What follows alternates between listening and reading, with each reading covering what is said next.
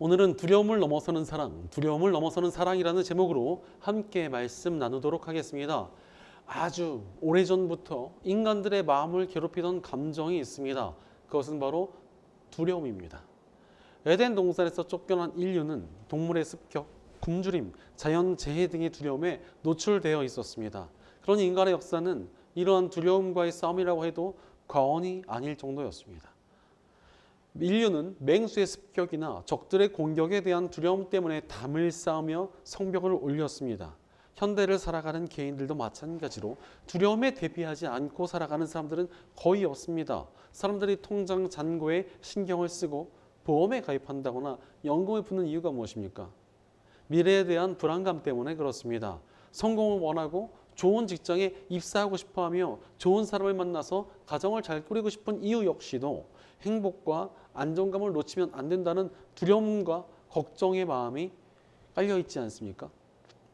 다들 삶에 대한 불안 때문에 나름의 성벽을 쌓으며 살아가는 것입니다. 그러나 그렇게 삶에서 성벽을 쌓아두어도 이 두려운 마음이라는 것이 쉽게 사라지지 않습니다.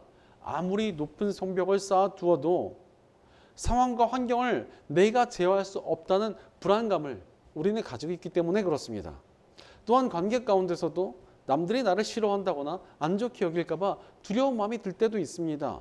그러다 보니까 불안과 두려움이라는 것은 인생을 살아가는 한 우리 마음 한구석에 자리 잡고 있습니다. 그런데 이러한 불안함과 두려운 마음이 우리를 강하게 사로잡아버리면 어떻게 되겠습니까? 지속되는 걱정과 근심 속에 마음이 지쳐버리게 됩니다. 뭘 해도 스트레스가 떠나질 않고 정신적인 피로가 지속이 됩니다. 그러다 보니까 나중에는 완전히 움츠러들어 버리기도 합니다. 예전에 어떤 한 청년이 대학을 졸업하고 회사에 들어갔습니다. 그런데 그 회사가 좀 계급 문화나 불합리한 부분이 굉장히 많았습니다. 그 청년이 나름대로 열심히 해보긴 했으나 끝내 버티지 못하고 회사를 그만두게 되었습니다. 문제는 그 이후로 직장에 들어가는 것을 두려워하게 되었습니다. 그러니 계속 제대로 된 직장에 들어가기 위해서 나는 좀 더 준비를 해야겠다라고 시간을 보내기 시작했습니다. 하지만 준비만 하면서 시간을 보내고 있으니까 불안한 마음과 두려움이 점점 더 커지기 시작했습니다. 그러더니 나중에는 직장에 들어갈 마음을 포기해버린 채 그냥 주저앉아 버렸습니다. 그러니 젊은 시간이 너무나 아깝게 흘러가 버렸고 꽤 괜찮은 대학을 나왔으면서도 그것을 제대로 활용할 수 없게 되어 버렸습니다. 바로 이 두려움이라는 것은 우리의 능력을 제한시킵니다. 또한 우리의 가능성 역시도 사라지게 만듭니다. 심지어 사람을 망가지고 무너지게 만들기도 합니다. 그러니 삶을 성장시킨다거나 삶에서 좋은 것들을 향해서 나아가지 못하게 되어버리는 것입니다. 무엇보다도 두려움에 사로잡혀 있으면 하나님의 뜻을 향해서 나아갈 수도 없게 됩니다. 그러나 우리 크리스천들은 하나님의 뜻을 향해서 나아갈 때만 온전한 삶을 살아갈 수 있습니다. 그렇게 더욱 온전한 삶을 살아가기 위하여 우리가 올해는 Anchors Away 하나님의 뜻을 향해 나아가자는 주제를 가지고 성경의 인물들을 살펴보고 있습니다. 오늘은 그 중에서도 두려움을 헤치고 나아가 하나님께 쓰임받은 사람, 예수님의 사랑받는 제자 요한을 살펴보고자 합니다. 요한의 신물을 먼저 살펴보자면 요한도 지난주에 살펴봤던 베드로와 마찬가지로 어부 출신입니다. 그런데 베드로와는 좀 다릅니다. 베드로는 그냥 일반 어부였다고 하면은 이 요한은 상당히 부잣집의 아들이었습니다. 아마 배도 여러 척 가지고 있는 이 선지의 아들로 보입니다. 그리고 권력자들과 굉장히 긴밀한 관계를 가지고 있었던 아주 부유한 집안 출신이었다는 것입니다. 아마 지역의 유지라고 할 수 있었던 것 같습니다. 이렇게 부유한 집안의 자녀들을 좀 만나보면은 기본적인 태도가 좋게 말하면 당당하고 좀 나쁘게 말하면 오만해 보이는 경우가 꽤 많습니다. 실제로 그는 자신의 형제인 야고보와 함께 예수님의 제자가 되었는데 예수님께서 그들을 향해 우레의 아들이라는 별명을 지어주셨습니다. 바로 천둥처럼 화를 잘 내고 소위 성깔이 굉장히 심했다는 것입니다. 게다가 예수님을 요한과 야고보가 따르게 되자 그들의 어머니가 예수님을 찾아옵니다. 그러더니 이 자신의 두 아들을 예수님의 왼팔 오른팔로 삼아달라고 요청을 했습니다. 바로 어머니가 나타나서 아들을 이렇게 챙길 만큼 상당히 든든한 부모님이 계셨다는 것입니다. 부유한 집안과 부모님의 보호를 받는 사람이었으니까 이 요한이 상당히 좀 강하고 좀 당당한 태도를 가지고 있었던 것으로 보입니다. 하지만 이런 친구들이 대부분 고생을 좀 덜 해서 이런 태도를 가지고 있는 경우가 많지 한 번 꺾이면 완전히 박살날 때가 많습니다. 실제로 예전에 어떤 부잣집 처녀를 하나 알게 되었습니다. 한번 만나봤는데 태도가 너무나 오만해가지고 집에 오는 길 내내 좀 기분이 나쁠 정도였습니다. 그런데 얼마 지나지 않아 그 청년의 집안이 이 사업에 완전히 부도가 났다는 소식이 들려왔습니다. 그러자 이 청년이 아예 집 밖으로도 나오지 못하는 운둔 청년이 되어버렸다면서 좀 기도 부탁을 받게 된 적이 있었습니다. 자신만만해 보이는 청년이었지만 이것은 진정한 담대함이 아니었던 것입니다. 사실 오늘 말씀의 주인공인 요한도 스승이신 예수께서 잡히시자 두려워하며 도망쳐 버렸습니다. 하지만 그 이후 요한은 믿음 안에서 다시 일어났고 수많은 고난을 겪으면서도 두려워하지 않으며 담대히 맞서서 하나님의 뜻을 향해 나아갔습니다. 지독한 핍박을 당하고 다른 동역자들이 다 죽임을 당해 혼자 남았으면서도 결코 무너지지 않고 하나님의 뜻 가운데 버텨내며 복음을 전하는 삶을 살았던 것입니다. 요한이 이렇게 담대하게 하나님의 뜻 가운데 버틸 수 있었던 이유가 무엇입니까? 그가 하나님 안에 있었고 또한 하나님을 가슴에 품고 있었기 때문이었습니다. 사실 우리도 마찬가지입니다. 인생 가운데 두려움이 있고 불안함이 있을 때 하나님 안에 머물러 있고 하나님을 가슴에 품고 살아가면 그것들을 극복할 수 있는 담대한 마음이 솟아납니다. 오늘 본문은 많은 핍박과 공격을 당하던 성도들을 격려하려고 요한이 기록한 성경입니다. 요한은 자신이 믿음으로 어려움과 공격을 담대하게 극복한 사람이었기 때문에 이 고난과 핍박 앞에 서 있는 성도들을 위로하고 격려하고자 오늘 말씀을 기록한 것입니다.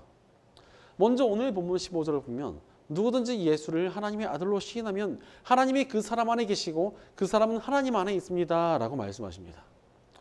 우리가 하나님을 진정으로 믿고 따르면 무슨 일이 생깁니까? 먼저 우리가 하나님 안에 머물게 된다는 것입니다. 하나님 안에 있다는 것이 얼마나 행복한 일입니까? 예전에 아주 큰 태풍이 온다고 절대로 밖에 나가지 말라고 뉴스마다 난리가 난 적이 있었습니다. 실제로 비가 얼마나 그렇게 많이 오는지 비가 엄청나게 왔고 바람도 무시무시하게 불었습니다. 하지만 저는 전혀 두렵지도 않고 불안하지도 않았습니다. 왜냐하면 그때 방학이었기 때문에 저는 나갈 일이 없었기 때문이었습니다. 그래서 튼튼한 집 안에서 비 오는 거 보면서 이제 감자 부침개 하나 먹고 있었는데 뭐 비가 오든 바람이 불든 무서울 일이 전혀 없었던 것입니다. 하나님 안에 머문다는 것이 이런 것입니다. 세상에 어떤 풍파가 오고 어떤 공격이 닥쳐도 내가 하나님 안에 있는데 무엇이 두렵겠습니까? 하나님께서 우리를 지켜주시고 우리를 그분이 품고 계신데 누가 우리를 건들겠냐는 것입니다. 하나님께서 우리를 지키시고 보호하시는데 두려울 것이 전혀 없다는 것입니다. 또한 하나님을 믿고 따르면 하나님께서 우리 안에 계셔서 우리와 함께 하십니다. 세상을 지으시고 다스리시는 하나님께서 우리 안에 계신다는 것입니다. 이스라엘이 타락했던 시기에 활동했던 엘리야라는 선지자가 있습니다. 문제는 이스라엘의 타락이 너무 극심하다 보니까 악한 자들이 끊임없이 엘리야를 공격했고 이 반복된 공격에 엘리야가 불안감을 느끼게 되었습니다. 그러자 하나님께서 그를 부르십니다. 그리고는 태풍을 일으키시고 산을 무너뜨리십니다. 이렇게 강한 내가 너를 지키고 있으니까 두려워하지 말라고 하신 것입니다. 그런데 그렇게 강하신 하나님께서 이제는 예수님 믿는 우리 안에 아예 들어와 계신다는 것입니다. 그러니 우리가 무엇을 두려워하겠습니까? 바로 하나님 안에서 살아갈 때 우리를 두렵게 하고 불안하게 만드는 문제들이 힘을 잃어버립니다. 하나님 안에서 그리고 하나님 품고 살아가는 이들을 문제가 감히 이길 수 없고 두려워하게 만들 수 없기 때문입니다. 그럼에도 불구하고 크리스천들도 두려워하고 불안해하며 살아갈 때가 굉장히 많습니다. 왜 그렇습니까? 바로 하나님 안에서 하나님을 품고 살아간다는 것이 잘 체감이 되지 않아서 그렇습니다. 분명 믿음도 있고 믿음이 있는 이들을 도우시는 하나님에 대해서 알고는 있습니다. 그런데도 그게 피부로 잘 느껴지지 않는 것입니다. 대체 왜 우리를 보호하시는 하나님의 손길이 잘 체감이 안 되는 것입니까? 그것은 바로 하나님과 깊은 관계를 맺고 있지 않기 때문에 그렇습니다. 사실 이 시대의 문제 중에 하나는 모든 관계들이 너무나 가볍다는 데 있습니다. 친구 사이도 너무 가볍고 연인 사이도 굉장히 가볍습니다. 사랑이나 우정보다는 조건을 먼저 따지고 조건이 맞지 않으면 돌아서거나 포기해버립니다. 관계가 너무나 쉬워진 시대가 되었습니다. 그러다 보니 사람들이 가정을 이루더라도 그 가정을 이루고 나서 얼마 지나지 않아 우리는 안 맞는 것 같으니까 우리는 뭐가 차이가 나니까 헤어져야겠다 이러고 헤어지는 사람들이 굉장히 많아졌습니다. 그러다 보니까 하나님과의 관계 역시도 사람들이 가볍게 쉽게 여깁니다. 실제로 많은 분들이 구원을 얻어야 되니까 하나님을 믿기는 하지만 거기서 그냥 멈춰버립니다. 하나님과 깊은 관계로 나아가지 못하고 믿었으니까 됐다 이러고 멈춰버리는 것입니다. 아니 그렇게 가벼운 관계에 머물러 있으니 하나님께서 나를 보호하시고 지키시며 우리를 위해 일하신다는 것이 어떻게 체감이 될 수 있겠습니까? 그러나 하나님의 능력과 보호하심은 하나님과 깊은 관계를 맺은 만큼 체험될 수 있습니다. 그렇다면 하나님과 깊은 관계를 맺는다는 것이 무엇입니까? 바로 하나님과 사랑의 관계까지 나아간다는 것을 말합니다.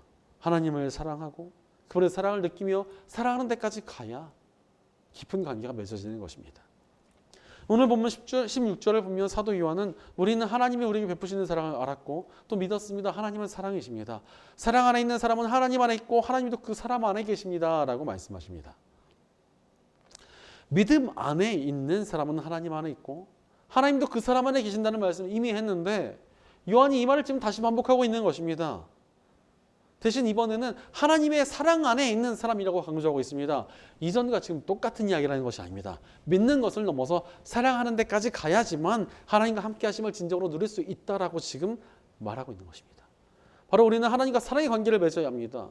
그때 하나님께서 우리 안에 계시고 우리가 하나님 안에 있음이 진심으로 체감이 됩니다. 하나님이 보호하시고 동행하심이 진정으로 느껴지고 그것을 누릴 수 있게 되는 것입니다. 그렇게 요한은 17절에서 우리가 이렇게 담대해지는 것은 그리스도께서 사신 대로 우리도 이 세상에서 그렇게 살기 때문입니다 라고 말합니다. 예수님께서 사신 대로 이 세상을 살아가는 사람은 어떤 사람입니까?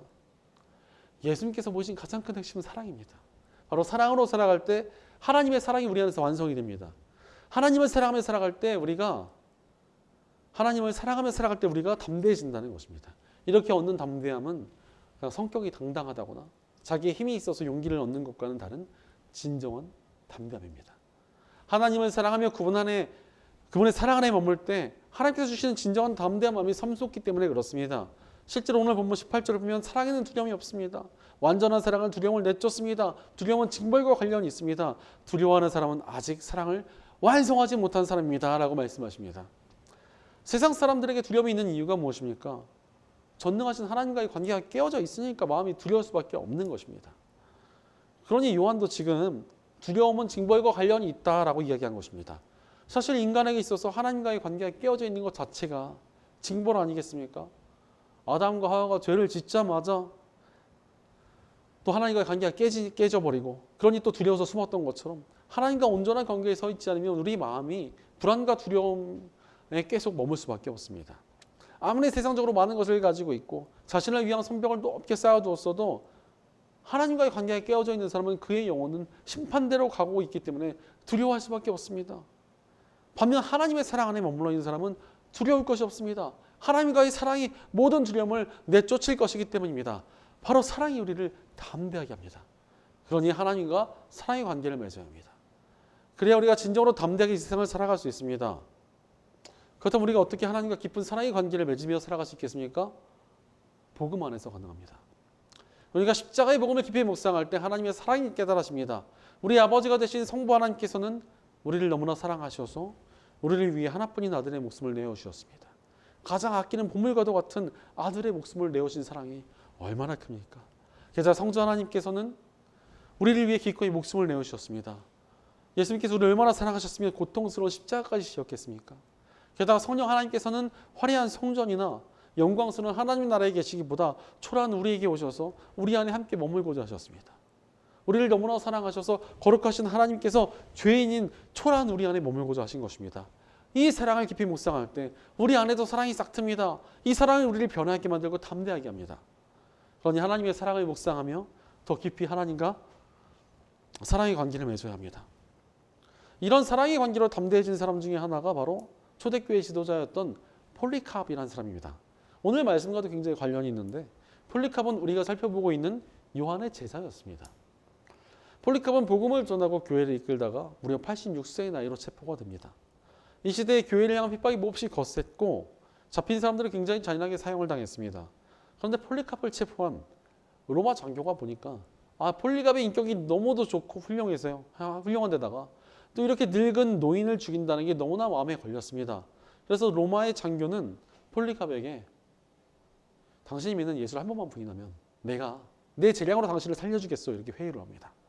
그러자 폴리캅이 이렇게 대답합니다. 지난 86년간 하나님께서 내게 해주신 일은 좋은 것들밖에 없었습니다. 그런데 내가 어찌 그분을 버릴 수 있겠습니까? 하나님께서 자신을 너무나 사랑해 주셨기에 자신도 하나님을 사랑한다며 폴리카본 담대하게 순교의 자리로 나아갔습니다. 하나님과 사랑의 관계 가운데 있으니 삶의 마지막까지 담대했던 것입니다. 우리 예수님께서도 아버지 하나님을 사랑하는 그 마음으로 담대히 십자가를 지었습니다. 그 이후로 수많은 믿음의 사람들이 하나님을 사랑하는 그 담대한 마음으로 담대하게 하나님의 일을 감당하며 믿음의 승리를 이뤄냈습니다. 우리도 마찬가지입니다. 하나님과 사랑의 관계를 맺어야 합니다. 그때 우리가 진정으로 담대하게 살아갈 수 있습니다. 마찬가지로 사도 요한도 하나님을 사랑하며 하나님의 사랑 안에 살아갔습니다. 예수님의 12제자 중에 유일하게 순교하지 않은 것이 요한이었지만 평생을 핍박과 공격 속에 살았기에 순교와 다름없는 삶을 살았다는 평가를 받습니다. 그는 어려운 삶을 살았지만 요한복음, 요한 1, 2, 3서, 요한계시록까지 많은 성경을 기록했고 교회 지도자로 쓰임받으며 살아갔습니다. 하나님과 깊은 사랑의 관계 가운데 있었기에 평생을 담대하게 쓰임받는 인생을 살았던 것입니다. 그러니 우리도 요한처럼 하나님과 사랑의 관계를 맺어야 합니다. 그때 우리 삶이 담대해지고 믿음 안에서 승리하며 쓰임받는 역사들이 나타날 것입니다. 그렇다면 하나님과 깊은 사랑의 관계를 맺을 때 우리에게 어떤 담대함이 나타납니까?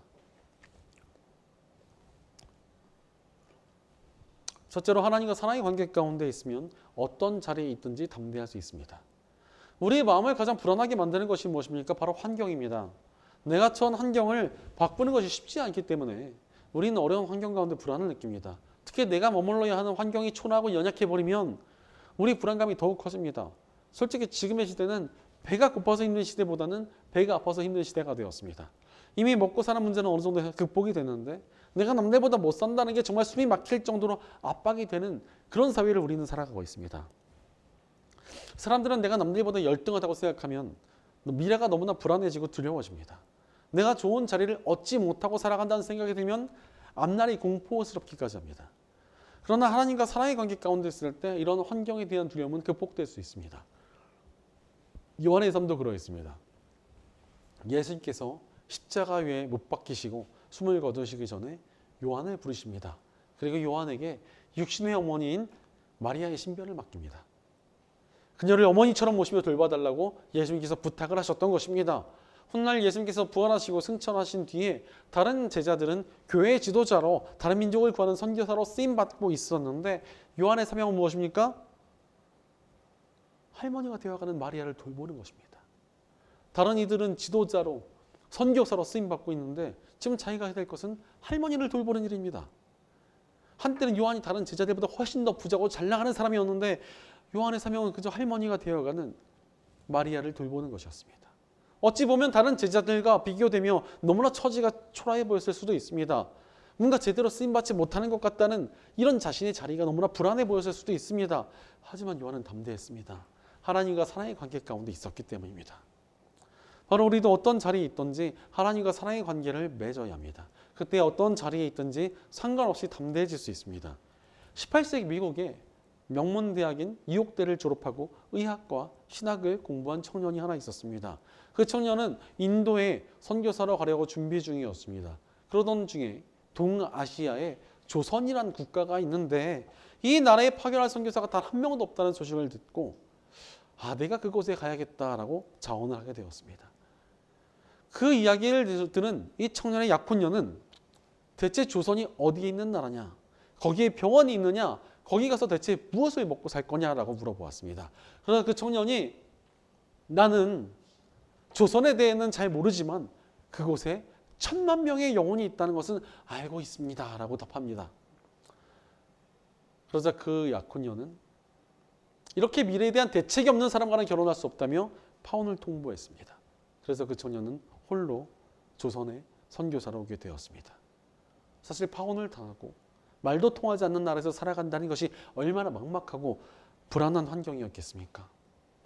그러나 그 청년은 끝까지 하나님을 사랑하며 복음을 전했고 척박한 조선 땅에 교회를 세우고 학교를 지었으며 병원까지 짓게 되었습니다. 이 청년이 바로 연세대학교의 창립자이자 세문안교회의 설립자이며 대한민국의 건국 훈장을 받았고 한국 장로교회의 아버지라 불리는 언더우드 선교사입니다.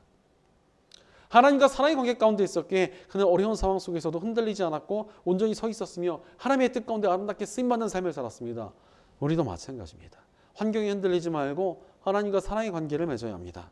그때 우리도 하나님 안에서 담대해져서 환경을 뛰어넘어 믿음의 승리를 얻게 될 것입니다. 그러니 하나님과 깊은 사랑의 관계를 맺으며 어떠한 환경에 있어도 담대한 믿음으로 나아가 하나님의 뜻을 이루는 저와 여러분 되시기를 간절히 축원합니다.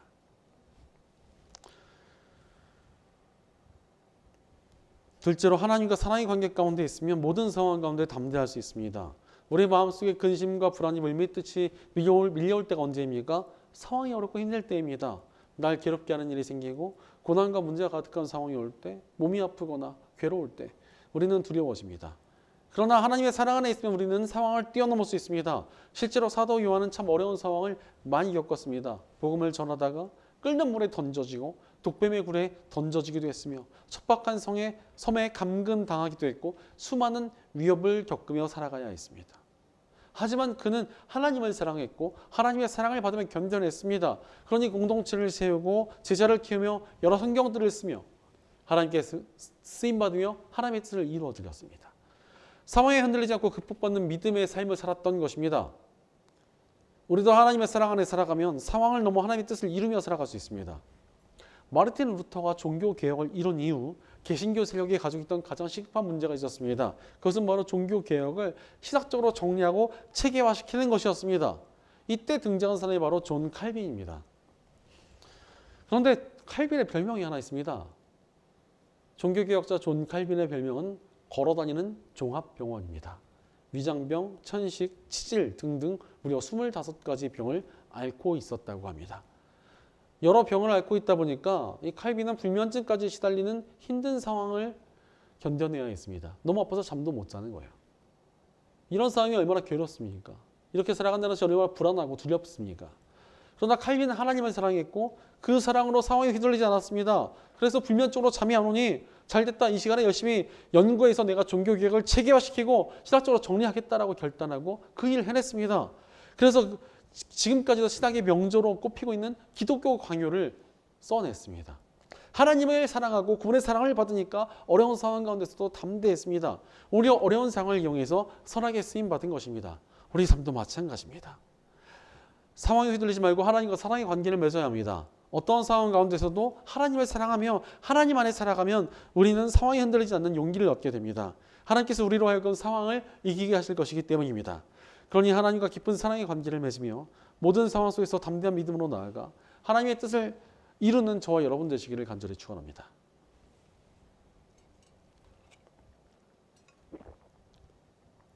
실제로 하나님과 사랑의 관계 가운데 있으면 우리는 관계 속에서 담대할 수 있습니다. 생각보다 훨씬 더 우리 마음을 괴롭게 하고 두렵게 만드는 문제가 무엇인 줄 아십니까? 바로 관계의 문제입니다. 따돌림을 당한다거나 오해가 생겼다거나 깊은 외로움을 느낄 때 우리 마음이 훨씬 더 고통스럽고 두려워집니다. 실제로 어린 시절 관계의 문제를 겪고 학교 폭력을 당하거나 따돌림을 당했던 학생들이 정말 평생토록 그 아픔에서 벗어나지 못하는 것과 비슷합니다. 그런데 요한의 관계는 또 어땠습니까? 요한은 정말 지독하게 외로웠을 것입니다. 12명의 제자들 중에 자기만 유일하게 홀로 살아남았습니다. 다들 처참하게 순교하고 자기 혼자 남은 것입니다. 그러니 얼마나 외로웠겠습니까? 게다가 핍박이 너무나 심했던 시대라 배신하고 도망가는 사람도 많았습니다. 얼마나 관계 속에서 힘들고 외롭고 불안했겠습니까? 그러나 그는 하나님의 사랑 안에서 하나님과 동행했습니다. 그러니 끝까지 담대할 수 있었습니다.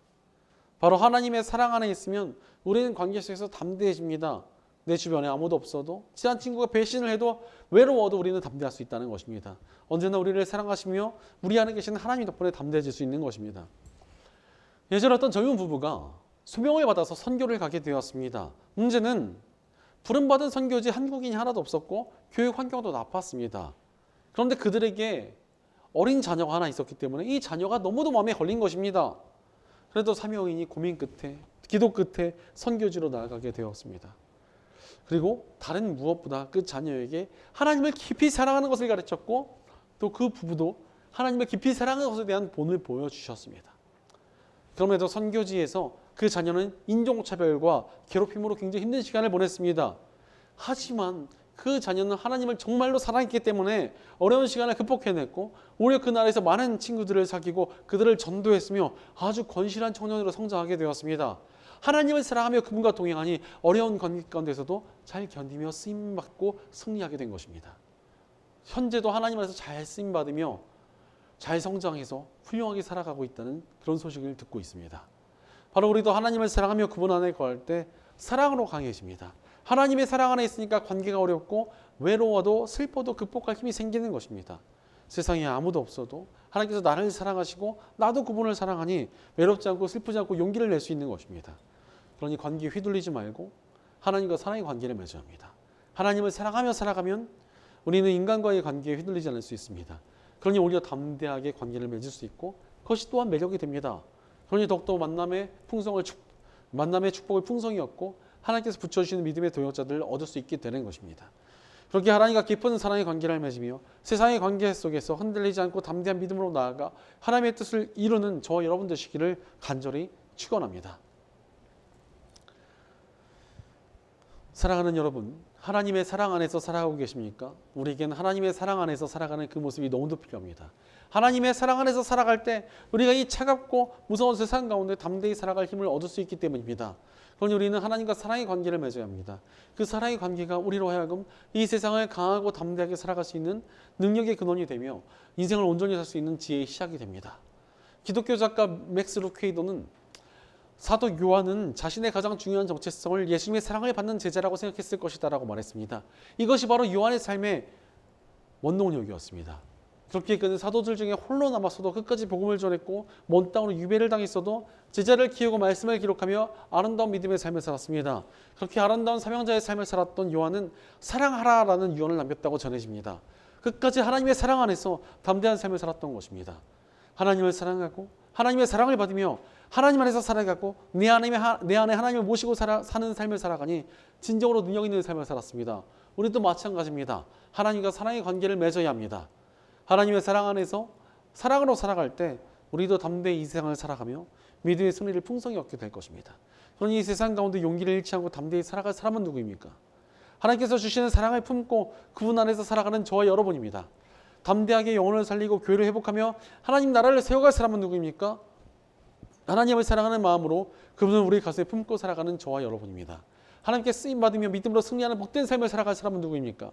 하나님과 서로 살아가며 사랑으로 승리하는 저와 여러분입니다. 하나님과 깊은 사랑의 관계를 맺으며 모든 삶 가운데 담대한 믿음으로 나아가 하나님의 뜻을 이루는 저와 여러분 되시길 주의 이름으로 간절히 축원합니다. 기도하겠습니다. 우리를 사랑해 주시고 우리를 품어주시며 우리 안에 와주시는 하나님 감사합니다. 하나님의 사랑이 우리에게 용기를 주시는데도 우리가 하나님께 온전히 나아가지 못하여 두려움과 불안에 사로잡혀 살지는 않았는지 우리의 삶을 돌이켜봅니다. 그러나 이제 우리가 하나님의 사랑 안에 온전히 살아가기 원합니다. 늘 하나님의 사랑 안에 머물러 하나님 안에서 하나님을 품고 살아가게 하옵소서. 이 사랑의 힘으로 어떤 환경이나 상황에 휘둘리지 않게 하여 주시옵소서. 하나님의 사랑을 붙들고 관계와 어려움들을 극복해 나가게 하여 주시옵소서. 우리 모든 삶 가운데 사랑의 하나님과 동행하며 믿음의 승리를 얻게 하옵소서. 늘 하나님을 사랑하며 그 사랑으로 담대해지는 저희가 되게 하여 주옵소서. 우리 공동체 가운데도 함께해 주셔서 우리가 함께 하나님을 사랑하며 하나님 안에서 하나님을 품고 살아가는 사랑의 공동체가 되도록 인도하여 주옵소서. 언제나 우리와 함께 하시며 사랑해 주시는 우리 주 예수님의 이름으로 기도드리옵나이다. 아멘.